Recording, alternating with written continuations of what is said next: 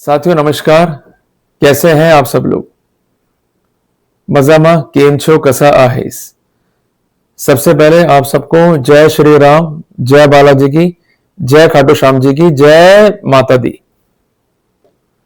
आप सबका दिन मंगलमय हो, यही मेरी प्रभु से प्रार्थना है।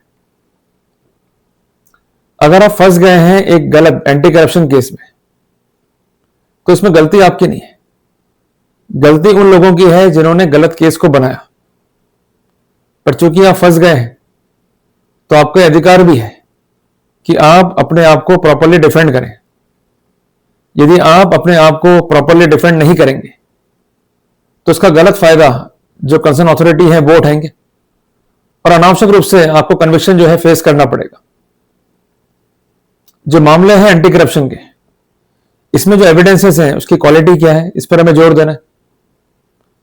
जो एविडेंस है उसमें क्या है कंसिस्टेंसी, इस पर जोर देना है।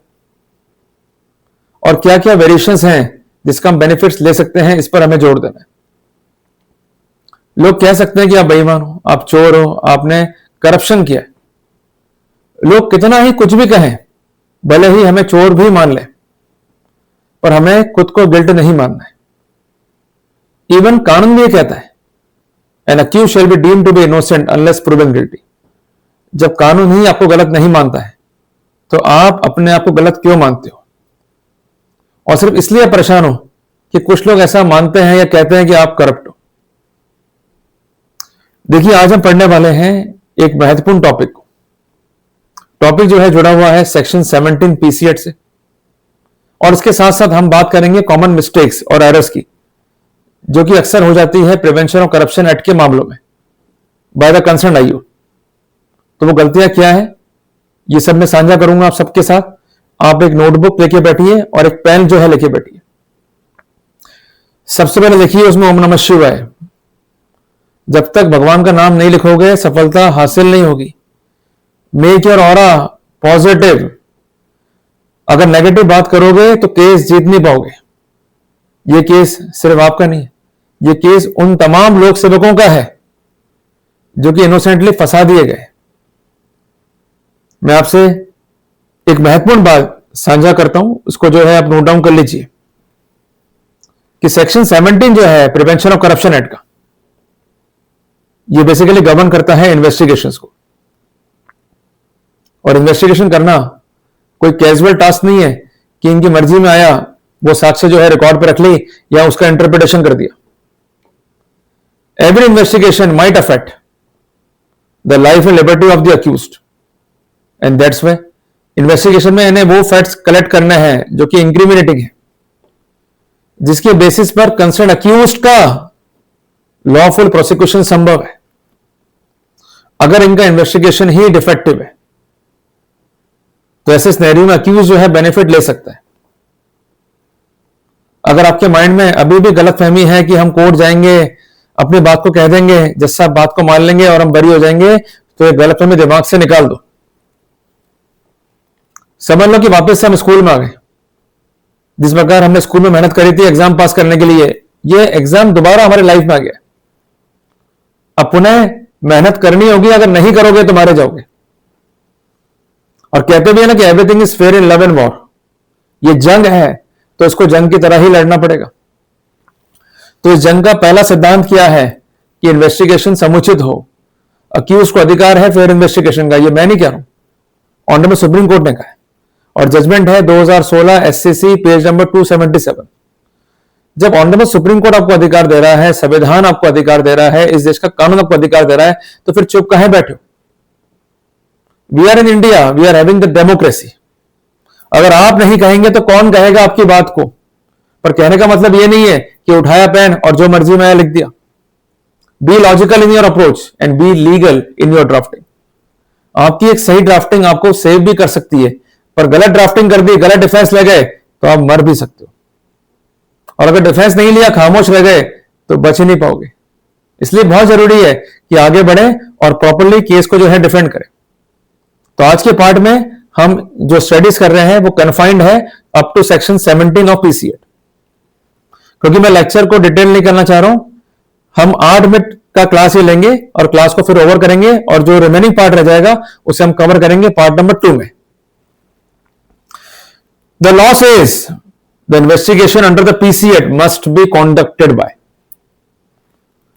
कौन करेगा investigation? Police officer not below the rank of inspector. और अगर इंस्पेक्टर कर भी रहा है, in that scenario he must be duly authorised. प्रश्न यह बनता है कि कौन उसे ऑथराइज करेगा? एसपी, आईजी, डीजी या सेशंस कोर्ट या कोर्ट ऑफ मजिस्ट्रेट? उत्तर है केवल और केवल state government. The state government can authorise the inspector to do the investigation as per section 17 of the PC act.